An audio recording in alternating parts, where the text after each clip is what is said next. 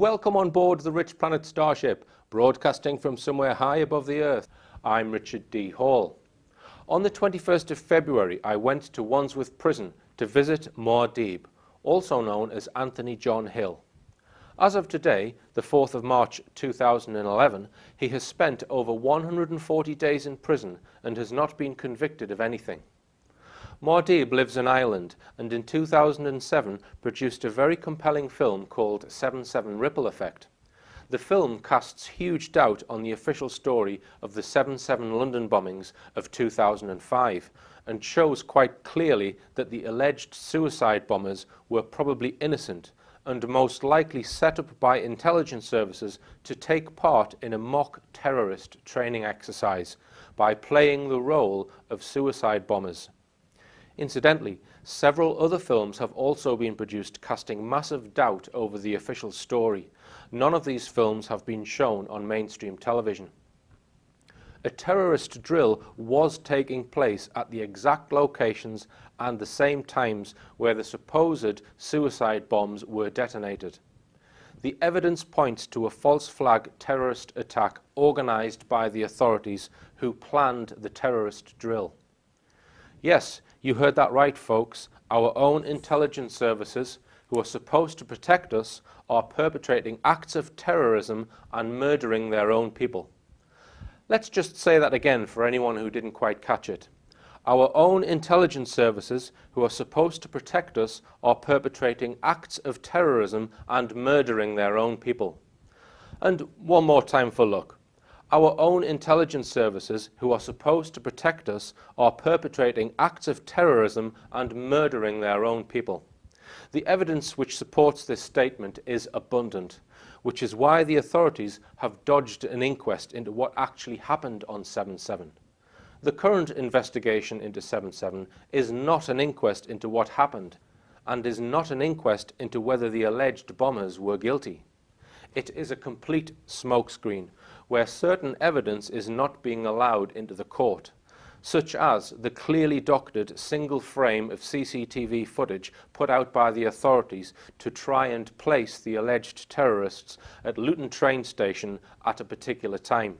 The alleged terrorists were not even on the tube trains when they blew up.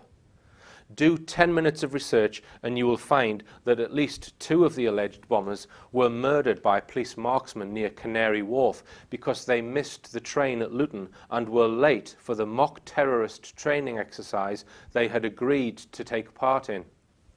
I hear you saying, but the BBC have been covering the inquest and have put out information about the events in their news. There is no doubt these men were on the trains.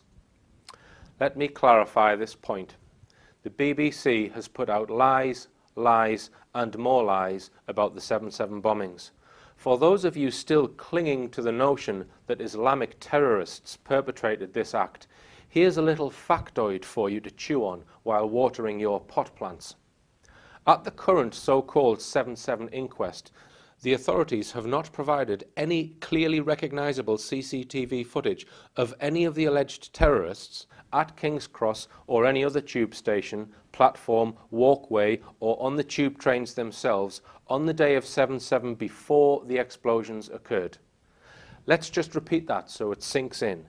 The authorities have not provided any clearly recognizable CCTV footage of any of the alleged terrorists at King's Cross or at any other tube station, platform, walkway, or on the tubes themselves on the day of 7/7 before the tube explosions occurred. Now, there's quite a simple explanation for this, and we're having a little competition to ask viewers what the explanation might be. Is the reason A, all CCTV cameras on all the relevant tube trains, platforms, escalators and walkways weren't working? B, the alleged terrorists were not at King's Cross until after the explosions? Or C, life is an illusion and we are all manifestations of our own consciousness and the world doesn't actually exist? Answers on a postcard to the Rich Planet Starship. Do you think we were born yesterday? Who are you trying to kid? P.O. Box, slap my thigh with a large banana. The winner will receive a Starship bullshit annunciator so that you can press it whenever the BBC news comes on. Now, you might be sitting thinking, no, I did see a CCTV picture of one of those guys at a tube station. I'm sure the BBC showed it. 3 years after the bombings, a very dubious, unclear CCTV sequence was produced at the Kingston trial, which the BBC have used repeatedly. The sequence does not show any faces and is considered by some to have been fabricated and timestamps added. Now, some of the alleged bombers went on a trip to London 1 month before 7/7 and visited the London Eye. They were caught on CCTV at that time, shown here on this recognisable CCTV image. Compare this with the only CCTV sequence of the alleged bombers on the morning of 7/7 at King's Cross before the bombs went off. If these men were actually there would be multiple instances on many different cameras, including images on the tube trains of the men's faces, similar to this image, but there are none. In 2008, the authorities were trying to convict 3 innocent men for helping these alleged terrorists. In that trial, known as the Kingston trial, the judge directed the jury, stating the original 4 bombers were guilty. This is in fact not true, and by stating this, the judge was attempting to pervert the course of justice. The alleged 7/7 bombers have never been found guilty of anything, and under our law are currently innocent. Because of the judge's misdirection of the jury, Muad'Dib thought that the evidence presented in his compelling film should be considered by the Kingston trial. So he sent some copies of his DVD to the court for the attention of the judge and for the jury foreman to suggest considering this evidence. This is a perfectly legitimate thing to do, to send evidence to a trial for consideration. The evidence sent on DVD was not considered in this case. Nevertheless, because of this act, Muad'Dib was arrested in Ireland under a European arrest warrant for attempting to pervert the course of justice, when in fact he was attempting to prevent the perversion of the course of justice. He was extradited by the Supreme Court of Ireland on the 11th of November 2010 and is now in Wandsworth Prison awaiting trial in the UK.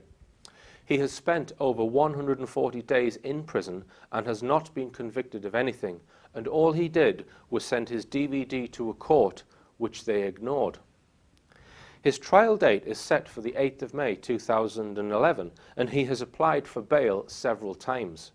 On 2 occasions since January this year, bail hearings have been arranged, but the prison on both occasions did not present Muad'Dib to the court for the bail hearing, so he is still in prison. I spoke to Muad'Dib in Ireland in November 2010, the day before he was extradited to London. Everybody was asking for an independent public inquiry into the bombings to find out what really did happen. The relatives of the deceased and the injured and the survivors themselves, many of whom were injured. There were something like 800 people injured. Yeah. And these people all want a public inquiry. Yeah. So I thought that by sending my film to the court, okay, to the people who were in charge of trying these people, if I was to send the information to the court to point out to them that they are misleading the jury, okay, in regards to the 4 original bombers at the very least, that would then get my film and the evidence into the court system, into the judiciary, and that then they would have to investigate and they would have to have a public inquiry, an independent public inquiry, which is what everybody wanted. Yes. I went to Wandsworth Prison to visit Muad'Dib on the 21st of February 2011. Right, I'm standing outside Wandsworth Prison, and we've just spent 3/4 of an hour visiting Muad'Dib, who is being held in here, and he hasn't been convicted of anything. He's been in for well over 100 days, or spent well over 100 days in a prison cell, and he was in very good spirits. He told us that he's no longer being kept for 23 hours in a cell. He's actually got a job in the computer department cleaning.